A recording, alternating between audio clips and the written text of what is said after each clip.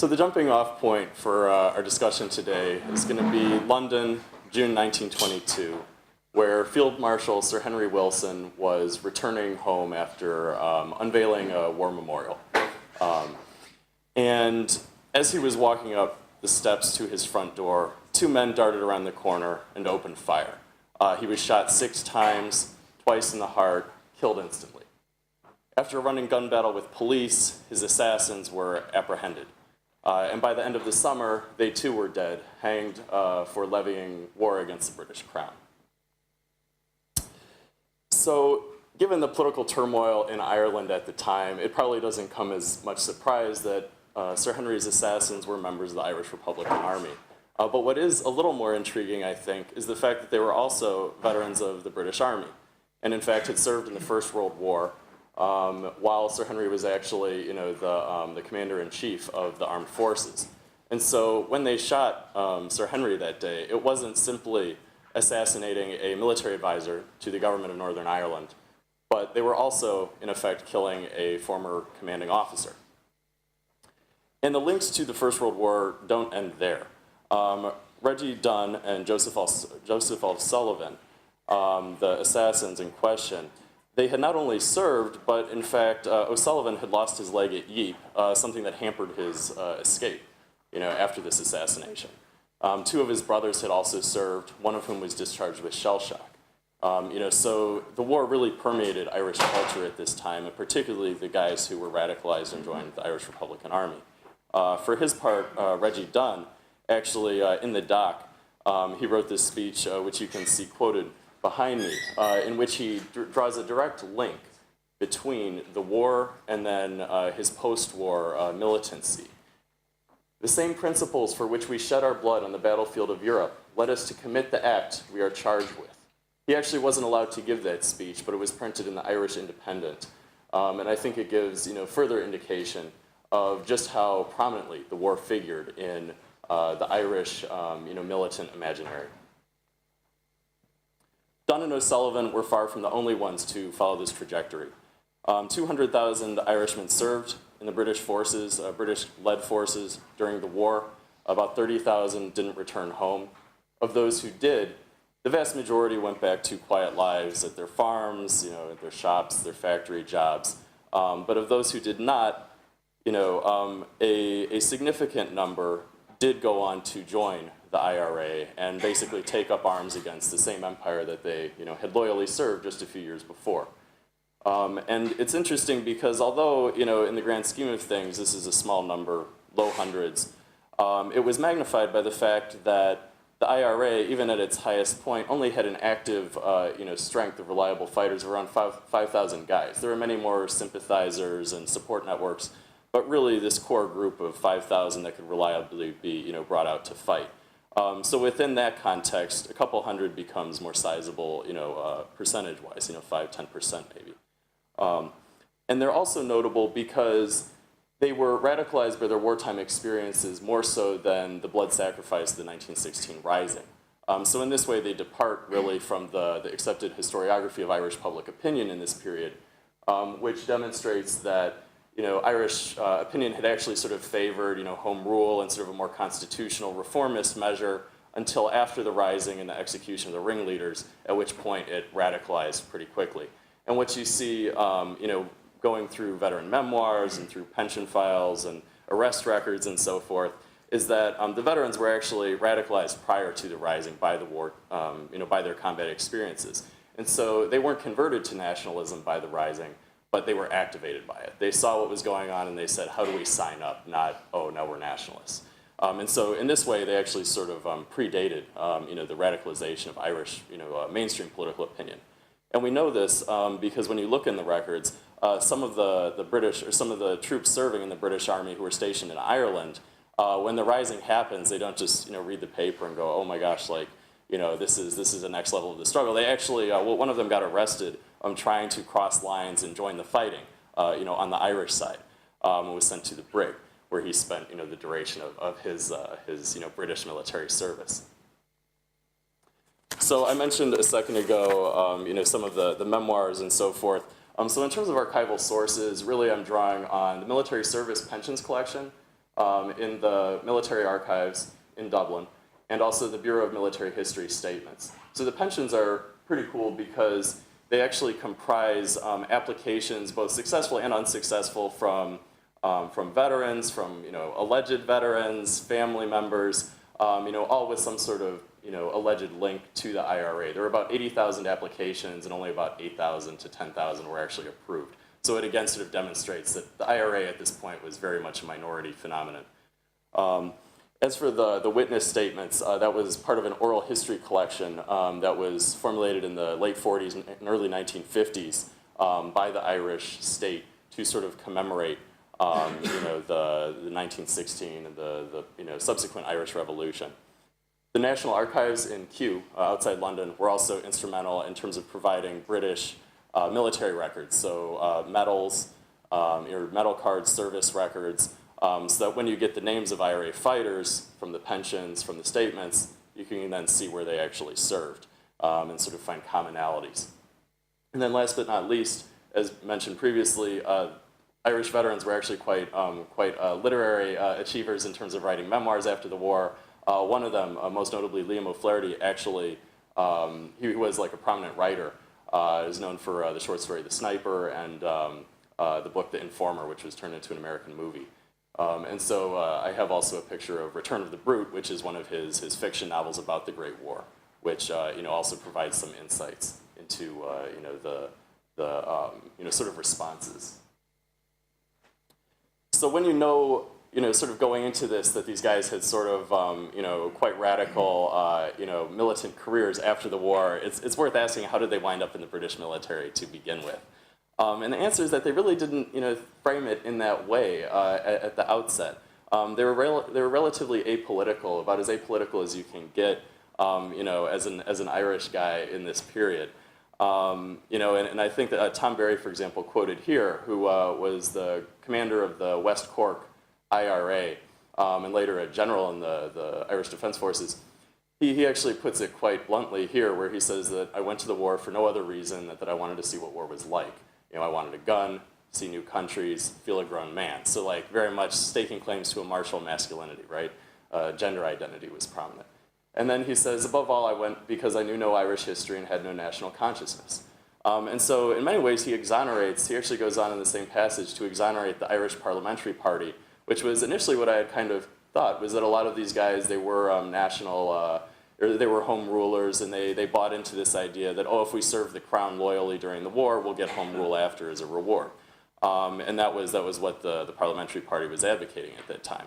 But it turns out that most of these guys, they had, as Tom Barry says, not only did he not, he didn't join the war because of home rule, he didn't know what home rule was. Likewise, he dispenses with this, as you can see pictured, this poster, which the British thought was, really good propaganda, with an Irish woman, sort of shaming the guy into, fighting. In the background, you can see Belgium burning, another small, Catholic country.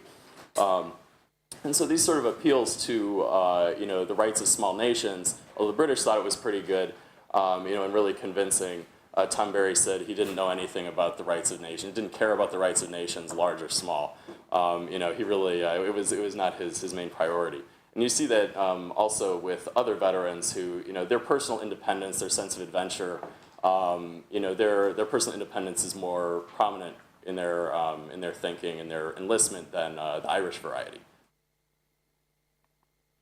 So if enlistment was, this sort of lighthearted affair, one of the troops actually, he joined more or less because he was impressed by a recruiter's uniform. The years in the trenches were anything but lighthearted. All theaters of the war, from East Africa to Mesopotamia to France and Belgium, Irish troops constructed the war similarly. As ultra-violent, as senseless, defying sort of temporal constraints, and also as lacking any sort of moral legitimacy. And that was irrespective of where they served, which is really interesting. But part of the traumatic element of this war was that the dominant experience for most soldiers, it wasn't, the most common thing isn't the going over the top and crossing no man's land and all the stuff we see in the movies, but it's actually just being shelled, more or less 24/7, and dealing with these really withering barrages of artillery fire that you could not fight back in the face of. You just had to sort of cower and hope that, you survived. And so Liam O'Flaherty in Return of the Brute really captures this sort of debilitating impotence, where he talks about this artillery barrage, and he talks about how the men are awakened suddenly from sleep. They were dumbfounded by this sudden and dangerous activity in which they played no part. And the "in which they played no part" thing is key, because as Joanna Burke has discussed in her study of Irish shell shock cases, it wasn't actually the stress of killing, but the stress of not being able to kill, of not being able to fight back, that led to most of the nervous breakdowns among Irish regiments at this time. She actually quotes to great effect, this story about this one soldier who sort of begs his commanding officer, "Please, sir, can we go out and bomb the Germans now?" So this idea of being sort of trapped in the trenches, being sitting ducks, that was sort of the dominant experience of the war, and obviously has a lot of gender implications, in terms of sort of really just destroying this sense of masculine honor, of martial, or of heroic warfare that, Irishmen were brought up to sort of, believe in. I mean, another thing, we've talked about martial race theories, in the panels yesterday, and it's worth noting, too, that the Irish, too, were considered by the British as a martial race, and at least part of this was internalized by the Irish themselves, so this was quite traumatic, both on the level of national identity, where you're fighting for sort of, an essentially foreign power, with sort of dubious consequences for your own independence, but also then destructive to their gender identity.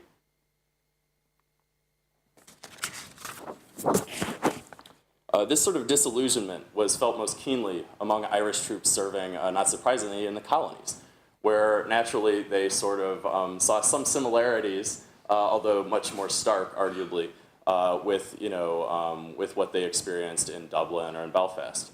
And so it's really striking when you look at the memoirs, when you look at some of the diaries, that they really took note of the colonial and racial disparities, particularly in the fighting in East Africa and the disproportionate casualties among African carriers, for example.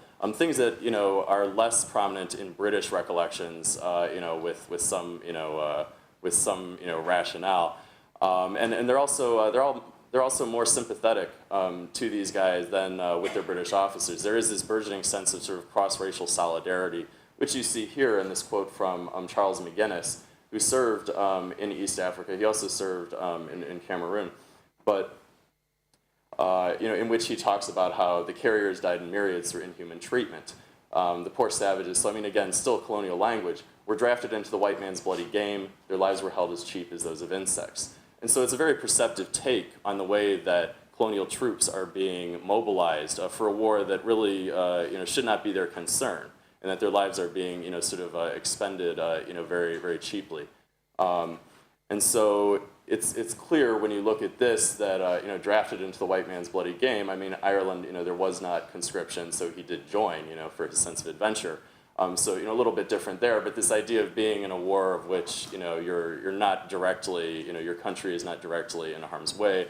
It's very sort of questionable why you're there in the first place. There's definitely some parallels that he's sort of getting at there.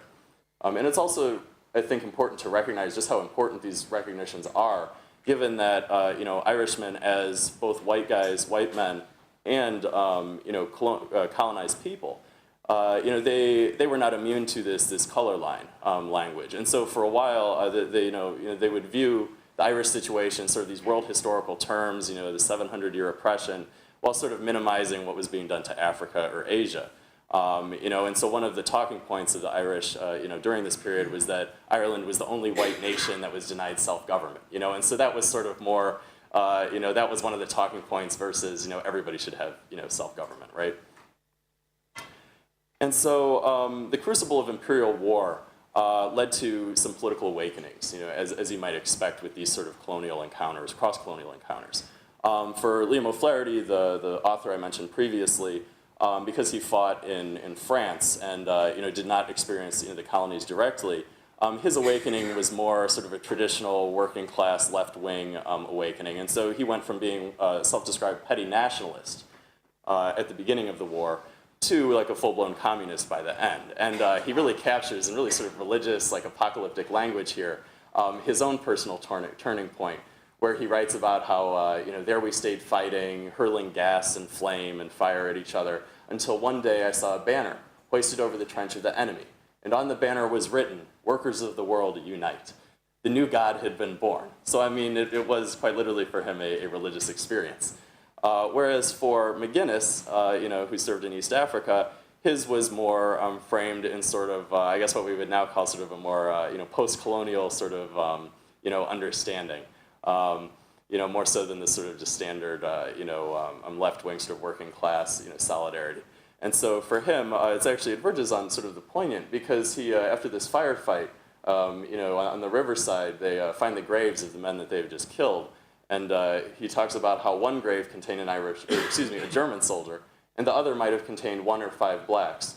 The natives never got a square deal, even in death. And so that sort of recognition of, again, just the, sort of both the identification and the empathy with African troops, more so than with the British officers, is really notable, And so given these, traumatic experiences, these eye-opening colonial experiences, it was fairly inevitable that there was going to be a clash between the British Empire and its returning discontents. And so this, quoted from O'Flaherty's Return of the Brute, was a pretty common sentiment among Irish returning troops in this period. And so this is taken from his novella of the war. But we can really take the protagonist as speaking for O'Flaherty, in his sort of post-war consciousness, in which the protagonist says, "I don't give a curse who wins this rotten war, and I'd like to run my bayonet through the fellows that started it. We're just fighting for a gang of robbers." And so during the war, the Irish were fairly limited in their responses. They were trapped in the trenches, and they really had no way to effectively strike back against their imperial masters in Dublin and London. However, with the war's end in November 1918, they would finally get their chance. Thank you.